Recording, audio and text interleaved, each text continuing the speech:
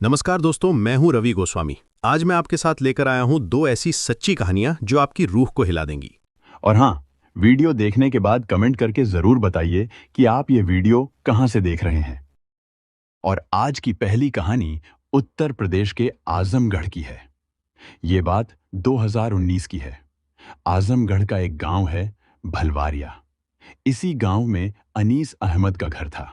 25 नवंबर की सुबह करीब 10 बजे थे। अनीस अहमद गांव के बाहर अपने खेत पर पहुंचा। उसने फसल और ट्यूबवेल देखे, सब ठीक था। इसके बाद वह खेत के पास बने तालाब पर मछली पकड़ने चला गया। जैसे ही उसने तालाब में जाल डाला, उसे अपने दोस्त इरफान की याद आई। इरफान का घर उसके खेत के पास ही था। दोनों अक्सर साथ में मछली पकड़ते थे। इसलिए अनीस ने इरफान को फोन किया, लेकिन फोन किसी ने उठाया नहीं। बार बार फोन लगाने के बाद भी जब इरफान ने कॉल नहीं उठाई, तो अनीस को कुछ गड़बड़ लगी। उसने तालाब से जाल निकालकर किनारे रख दिया और जल्दी जल्दी इरफान के घर की तरफ चल पड़ा। दरवाजे पर पहुंचकर उसने कई बार आवाज दी, लेकिन अंदर से कोई जवाब नहीं आया। इससे अनीस घबरा गया। उसके दिल की धड़कन तेज हो गई। उसने घर की बाउंड्री के पास से अंदर झांक कर देखा। कमरे का दरवाजा थोड़ा खुला था। उसी दरवाजे के पास जमीन पर इरफान की पत्नी सादिया का हाथ पड़ा हुआ दिखाई दिया। कुछ गलत होने का डर होते ही अनीस ने गांव के प्रधान सलाहुद्दीन और इरफान के भाइयों को खबर दे दी।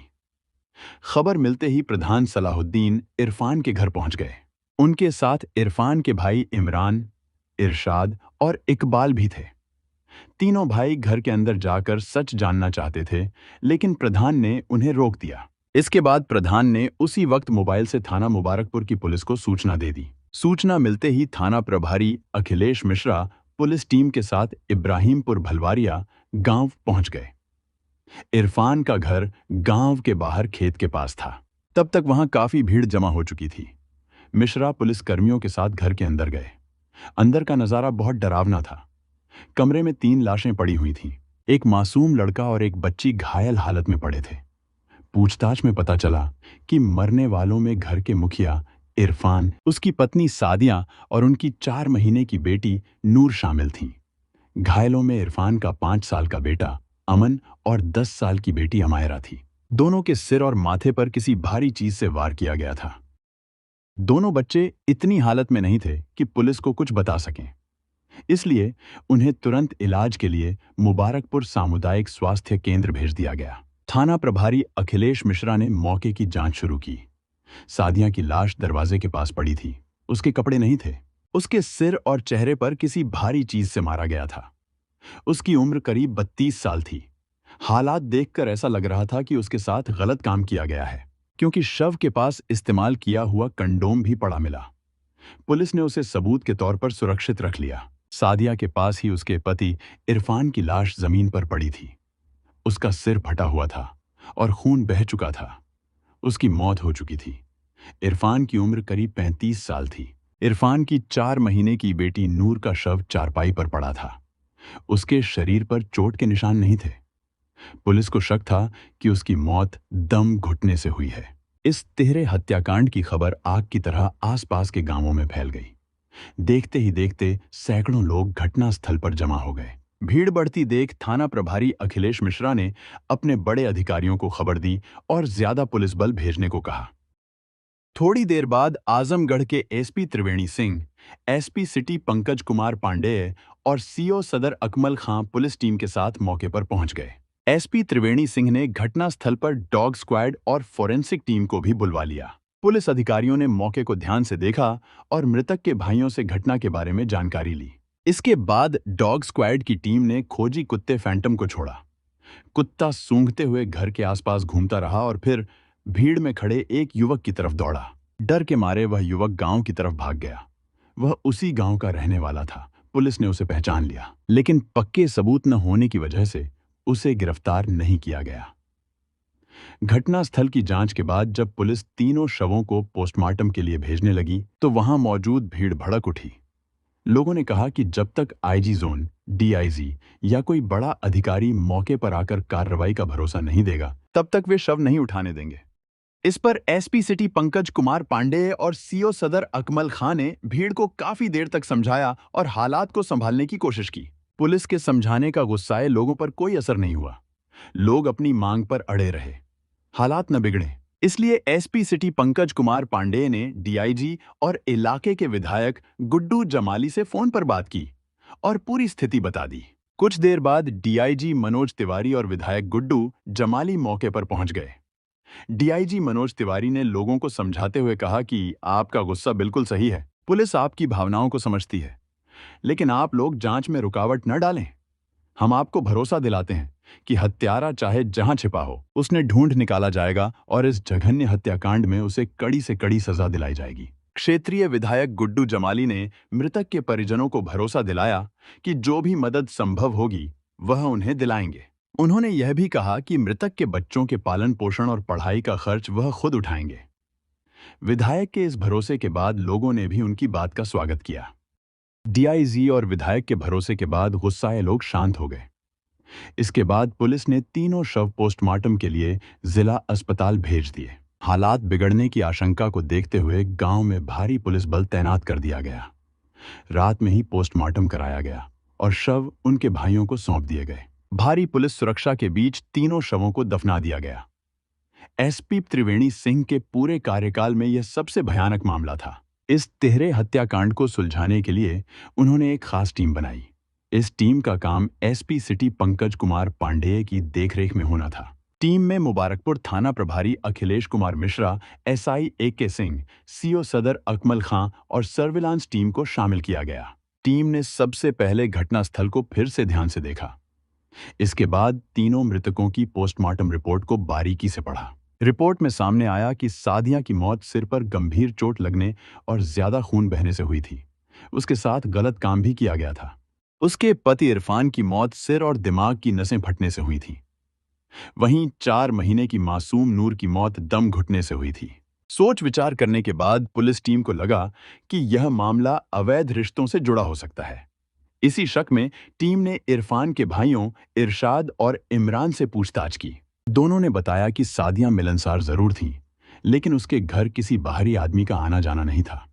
वह अपने शौहर के अलावा किसी और को पसंद नहीं करती थी। भाइयों की बातों से साफ हो गया कि सादिया बिल्कुल साफ चरित्र की औरत थी। उसका किसी गैर मर्द से कोई गलत रिश्ता नहीं था। इससे पुलिस को लगने लगा कि किसी वहशी आदमी ने जबरदस्ती सादिया के साथ गलत काम किया और विरोध करने पर उसकी हत्या कर दी। अब सवाल यह था कि वह दरिंदा कौन हो सकता है। जब टीम ने इस बारे में फिर से पूछा तो इमरान ने बताया कि नट बस्ती का एक युवक ऐसा गुनाह कर सकता है। शक के आधार पर पुलिस टीम ने नट बस्ती के उस युवक को हिरासत में ले लिया और उससे सख्ती से पूछताछ की, लेकिन उसने जुर्म कबूल नहीं किया। उसका कहना था कि उसे दुश्मनी के चलते फंसाया जा रहा है और वह बेगुनाह है। पुलिस भी किसी निर्दोष को फंसाना नहीं चाहती थी। वह युवक शक के घेरे में जरूर था, इसलिए उसे पूरी तरह छोड़ा भी नहीं गया। लेकिन बिना पक्के सबूत के पुलिस आगे की जांच में लगी रही। अब तक अस्पताल में भर्ती मासूम अमन और अमायरा की हालत काफी सुधर चुकी थी। दोनों बयान देने लायक हो गए थे। पुलिस उनका बयान दर्ज करने के लिए स्वास्थ्य केंद्र पहुंची। वहां इलाज कर रहे डॉक्टर प्रदीप ने पुलिस को बताया कि दोनों के सिर में चोटें थीं, जो अब काफी हद तक ठीक हो गई हैं। इसी बीच डॉक्टर ने एक चौंकाने वाली बात बताई। उसने कहा कि अमायरा के साथ भी गलत काम किया गया है। यह सुनकर पुलिस हैरान रह गई और सोच में पड़ गई। पुलिस ने दोनों बच्चों से पूछताछ की। अमायरा ने बताया कि उस रात घर में कोई चोर घुस आया था। जब वह उठी और मां से पानी मांगने गई तो चोर ने उसे पकड़ लिया। उसने अमायरा के माथे पर ईंट से वार किया, जिससे वह बेहोश हो गई। इसके बाद चोर ने अमायरा के साथ गलत काम किया। अमायरा ने चीख मारी तो उसका भाई अमन रोने लगा। तब चोर ने अमन के माथे पर भी ईंट से मारा, जिससे दोनों बेहोश हो गए। थाना प्रभारी ने अमायरा से पूछा कि क्या वह उस चोर को पहचान सकती है। अमायरा ने हां कहा और पुलिस ने नट बस्ती के संदिग्ध युवक को हिरासत में लेकर अस्पताल लाया। अमायरा ने उसे ध्यान से देखा और कुछ देर सोचने के बाद कहा कि शायद यही था। पुलिस ने फिर युवक से सख्ती से पूछताछ की, लेकिन वह अपना जुर्म नहीं स्वीकारा और कहने लगा कि बच्ची ने उसे गलत पहचान लिया है और वह निर्दोष है। पुलिस टीम को भी शक हुआ कि शायद वह सचमुच बेगुनाह है, इसलिए अंत में उसे छोड़ दिया गया। पुलिस टीम ने अब अपनी जांच की दिशा बदल दी। सर्विलांस टीम ने देखा कि घटना वाली रात इलाके के मोबाइल टावर से जुड़े कई डंप फोन नंबरों में से एक ऐसा नंबर वहां करीब 3 घंटे तक सक्रिय रहा। इस मोबाइल की कॉल डिटेल्स निकलवाई गई और पता चला कि यह नंबर नसीरुद्दीन उर्फ औवा पूवा का था, जो इब्राहिमपुर भलवारियां गांव का रहने वाला था। नसीरुद्दीन शक के दायरे में आया, इसलिए पुलिस ने उसके पीछे महिला मुखबिर लगा दी, जो उसके परिवार की ही थी। 2 दिन बाद उस महिला ने पुलिस को चौंकाने वाली जानकारी दी। उसने बताया कि नसीरुद्दीन दिन में घर में ही रहता है, लेकिन रात को घर से निकल जाता है। वह सीधे कब्रिस्तान जाता है और वहां सादिया, उसके पति और बेटी की कब्र के पास बैठकर रोता है और अपने गुनाहों की तौबा करता है। यह जानकारी मिलते ही पुलिस टीम ने 2 दिसंबर 2019 की सुबह करीब 5 बजे नसीरुद्दीन उर्फ औवा पूवा को उसके घर से हिरासत में ले लिया। इसके बाद पहचान के लिए उसे अस्पताल ले जाया गया, जहां मासूम अमन और अमायरा का इलाज चल रहा था। नसीरुद्दीन को देखते ही अमायरा घबरा गई और जोर से चीख पड़ी। उसने कहा कि यही वही चोर है जिसने उसके साथ गलत काम किया था और ईंट मारकर उसे घायल कर दिया था। अमायरा की हालत देखकर साफ लग रहा था कि वह उसे पूरी तरह पहचान चुकी है। पुलिस टीम नसीरुद्दीन को थाना मुबारकपुर ले गई। वहां तिहरे हत्याकांड के संबंध में सख्ती से पूछताछ की गई तो वह टूट गया और अपना अपराध कबूल कर लिया। इसके बाद उसने हत्या की पूरी कहानी पुलिस को बता दी। पुलिस ने इस खुलासे और हत्यारे की गिरफ्तारी की जानकारी एसपी त्रिवेणी सिंह को दी। जानकारी मिलते ही त्रिवेणी सिंह थाना मुबारकपुर पहुंचे। उन्होंने प्रेस वार्ता में कातिल को मीडिया के सामने पेश कर घटना का खुलासा किया। उन्होंने केस का खुलासा करने वाली टीम की सराहना की और 25,000 रुपए का नकद पुरस्कार देने की घोषणा की। उत्तर प्रदेश के आजमगढ़ जिले के थाना मुबारकपुर में इब्राहिमपुर भलवारिया नाम का एक गांव है। वहां अब्दुल कयूम अपने परिवार के साथ रहता था। उसके 4 बेटे थे, इमरान, इरशाद, इकबाल और इरफान।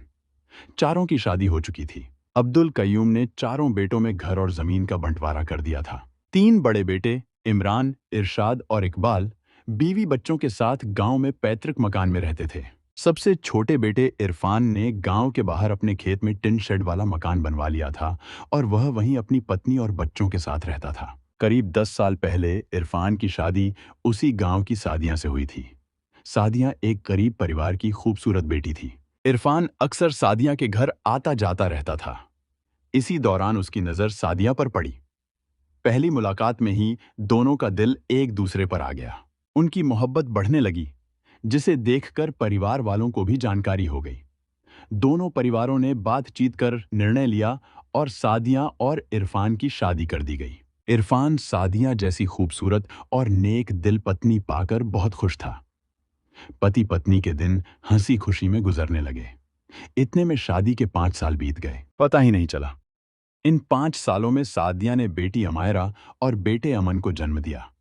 बच्चों के जन्म से उनकी खुशियां और भी दोगुनी हो गईं। वक्त गुजरता गया। बच्चों के बड़े होने पर उन्हें गांव के ही मदरसे में पढ़ाई के लिए भेजा गया। इरफान खेती किसानी के साथ साथ दरी बुनाई का काम भी करता था, ताकि अतिरिक्त आमदनी हो सके। अमन के जन्म के 4 साल बाद सादिया ने बेटी नूर को जन्म दिया। नन्ही नूर इरफान और सादिया की आंखों का तारा बन गई। इरफान अपने पत्नी और बच्चों के साथ खुश था, लेकिन यह खुशी ज्यादा दिनों तक टिक नहीं सकी। असल में इरफान के गांव में अजीज अहमद रहते थे। उनके 2 बेटे थे, अजरुद्दीन और नसीरुद्दीन। अजरुद्दीन सीधा साधा और व्यावहारिक था। वह अपने पिता के साथ खेती करता और उसकी शादी भी हो चुकी थी। लेकिन छोटा बेटा नसीरुद्दीन झगड़ालू और बदमिजाज था। वह गांव के आवारा लड़कों के साथ घूमता, बिना वजह लोगों से उलझता और मारपीट करता। साथ ही वह शराब पीता और गांव की लड़कियों को परेशान करता। जब नसीरुद्दीन के कारनामों की शिकायतें उसके पिता अजीज अहमद तक आने लगीं, तो उन्होंने उसे सही रास्ते पर लाने की कोशिश की, लेकिन वह सुधरने की बजाय और ज्यादा शराब पीकर सड़क और नाली में गिरता रहता। इसी वजह से गांव वालों ने उसे औवा पूवा का नाम दे दिया। बिगड़ैल बेटे को सुधारने के लिए अजीज के पास एक ही रास्ता था, उसकी शादी कर देना। लेकिन गांव के किसी भी परिवार ने अपनी बेटी उसे देने को तैयार नहीं किया। काफी मशक्कत के बाद उन्होंने गरीब परिवार की रेहाना से उसकी शादी कर दी। रेहाना कम पढ़ी लिखी और साधारण दिखने वाली युवती थी। उसने अपने प्रेम और समझदारी से नसीरुद्दीन को बदलने की कोशिश की, लेकिन सफल नहीं हो पाई। नसीरुद्दीन की आवारागर्दी से परेशान होकर रेहाना ने कई बार उसे फटकारा और उसे लज्जित भी किया। साथ ही उसने परिवार का बोझ कम करने के लिए नसीरुद्दीन को कोई काम करने की सलाह दी। नसीरुद्दीन ने शुरू में उसकी बातों को नजरअंदाज किया, लेकिन जब रेहाना लगातार उससे झगड़ने लगी तो उसने घर छोड़ने का फैसला कर लिया। नसीरुद्दीन उर्फ औवा पूवा के कुछ दोस्त हरियाणा के फरीदाबाद में रहते थे और किसी मशीन पार्ट्स बनाने वाली कंपनी में काम करते थे। उसने अपने दोस्तों से बात की और गांव छोड़कर फरीदाबाद चला गया। दोस्तों ने वहां उसका रहने का इंतजाम किया और नौकरी लगवा दी। नसीरुद्दीन के पास पैसे आने लगे तो उसने शराब के साथ साथ अन्य नशे भी करना शुरू कर दिया। इसके अलावा वह अपनी अय्याशी के लिए दिल्ली के रेड लाइट एरिया जाने भी लगा। नसीरुद्दीन कमाई करता जरूर था, लेकिन सारा पैसा नशे और अय्याशी में खर्च कर देता था। वह 3 से 4 महीने में जब भी घर आता तो खाली हाथ ही आता। रेहाना जब अपने खर्च के लिए उससे पैसे मांगती तो वह उसे डांटता और नजरअंदाज कर देता। वह भले ही रेहाना के शरीर को छेड़ता या दबाव बनाता, लेकिन उसकी चाहत को पूरा नहीं कर पाता था। इतना ही नहीं, वह रेहाना को अपने पास भी नहीं रखना चाहता था। नसीरुद्दीन उर्फ औवा पूवा जून 2019 में नौकरी छोड़कर गांव लौट आया। इसके बाद वह जलालपुर स्थित एक बुनाई कारखाने में काम करने लगा। रेहाना अपने पति से खुश नहीं थी। इसके 2 कारण थे।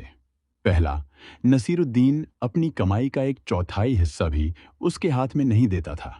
दूसरा, वह कामवर्धक दवाओं का सेवन करके उसके साथ संबंध बनाता था। झगड़ा तब और बढ़ जाता था जब नसीरुद्दीन रेहाना पर अप्राकृतिक संबंध के लिए दबाव डालता था। धीरे धीरे झगड़ा बढ़ता गया और रेहाना अपने पति की बुरी हरकतों से तंग आकर अक्टूबर में अपने मायके चली गई। रेहाना जब मायके चली गई तो अय्याश नसीरुद्दीन उर्फ औवा पुआ सेक्स के लिए परेशान रहने लगा। दिन भर वह काम में व्यस्त रहता, लेकिन रात को औरत की कमी उसे सताने लगती। उसके मन में अपनी भाभी जुनैदा के प्रति भी गलत विचार थे, लेकिन भाई के डर से वह उस तरफ कदम नहीं बढ़ा पाता था।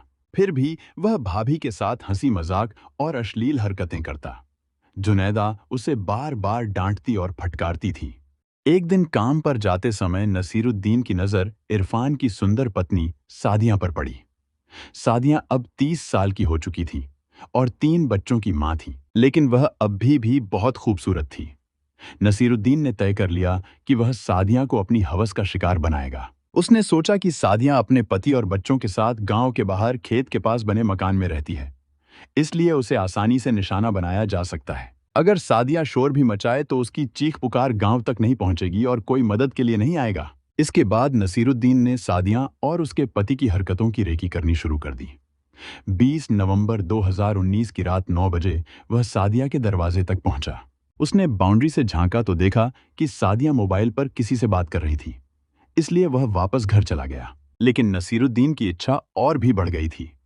वह हर हाल में सादिया के शरीर से खिलवाड़ करना चाहता था। 24 नवंबर 2019 की शाम नसीरुद्दीन अपने गांव के मेडिकल स्टोर से कामोत्तेजक दवा और कंडोम खरीद लाया। दवा खाने के बाद उसने मन बना लिया कि चाहे कुछ भी हो, आज वह सादिया के साथ संबंध बनाएगा। रात 10 बजे वह घर से निकला और घूमते फिरते रात 10:30 बजे इरफान के घर पहुंच गया। उसने बाउंड्री से झांककर देखा तो पूरा परिवार टिन शेड के नीचे सो रहा था। दरवाजे में अंदर से कुंडी नहीं लगी थी, सिर्फ बांस का डंडा रखा था जो दरवाजा खुलने से रोक रहा था। नसीरुद्दीन ने धीरे धीरे डंडे को सरकाया और दरवाजे को अंदर की ओर धकेला, जिससे दरवाजा खुल गया। लेकिन इसी बीच डंडा जमीन पर गिर गया। डंडे की आवाज से इरफान की नींद खुल गई। जैसे ही वह उठकर खड़ा हुआ, नसीरुद्दीन ने बाउंड्री से ईंट उठाई और इरफान के सिर पर जोरदार वार किया। इरफान का सिर फट गया, खून बहने लगा और वह कराहते हुए जमीन पर गिर पड़ा। शौहर के कराहने की आवाज सुनकर सादिया, जो अपनी 4 महीने की बेटी नूर के साथ बेड पर सो रही थी, की नींद खुल गई। जैसे ही वह उठने की कोशिश करने लगी, नसीरुद्दीन ने अचानक उसके सिर पर ईंट से वार कर दिया। सादिया का सिर फट गया और वह दर्द से तड़पने लगी। नसीरुद्दीन को इससे कोई फर्क नहीं पड़ा। उसने अपने साथ लाए कंडोम का उपयोग किया। उसने सादिया को पकड़कर उसके साथ गलत काम किया। सादिया लगातार विरोध करती रही, लेकिन वह उसे रोक नहीं पाया और आखिरकार सादिया बेहोश हो गई।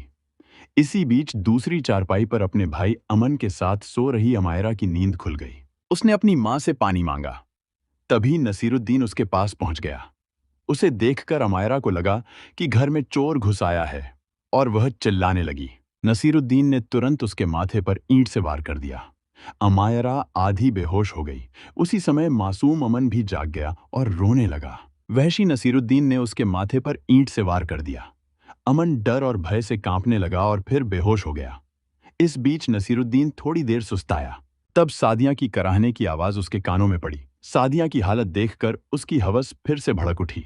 उसने सादिया के साथ गलत काम किया और इस दौरान अपने मोबाइल से भी वीडियो बना लिया।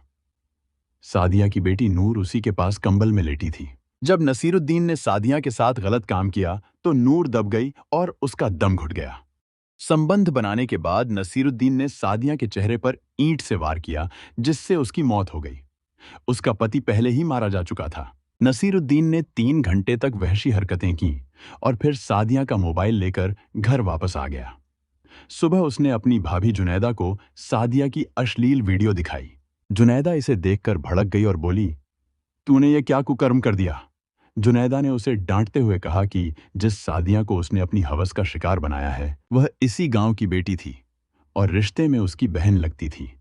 उसने जो गुनाह किया है उसके लिए कोई भी उसे माफ नहीं करेगा। जुनैदा ने उसे तुरंत आदेश दिया कि वह यह मोबाइल कहीं नदी या नाले में जाकर फेंक आए ताकि यह वीडियो किसी के हाथ न लगे। भाभी की डांट सुनकर नसीरुद्दीन को पछतावा हुआ। वह गांव के बाहर गया और दोनों मोबाइल फोन नदी में फेंक दिए। घर लौटकर वह कमरे में पड़ा रहा। रात में वह मृतकों की कब्र पर जाकर शांति से बैठता और अपने गुनाहों की माफी मांगता। बाद में जब पुलिस ने जुनैदा को अपना गवाह बना लिया तो उसने सारी बातें सच सच बता दी। पुलिस की लगातार मेहनत के बाद आरोपी 1 सप्ताह बाद पकड़ में आया। उसकी निशानदेही पर हत्या में प्रयुक्त खून लगी ईंट एक खेत से बरामद की गई। मोबाइल फोन बरामद करने के लिए पुलिस ने गोताखोरों को तालाब में उतारा, लेकिन फोन हाथ नहीं लगे। हत्यारोपी नसीरुद्दीन से पूछताछ के बाद थाना प्रभारी ने 3 दिसंबर 2019 को उसे आजमगढ़ कोर्ट में पेश किया। वहां से उसे जिला कारागार भेज दिया गया। मृतक के मासूम बच्चों अमन और अमायरा की देखभाल उनके बड़े भाई इमरान ने संभाल ली थी। 26 मार्च 2021 को अदालत ने नसीरुद्दीन को फांसी की सजा सुनाई।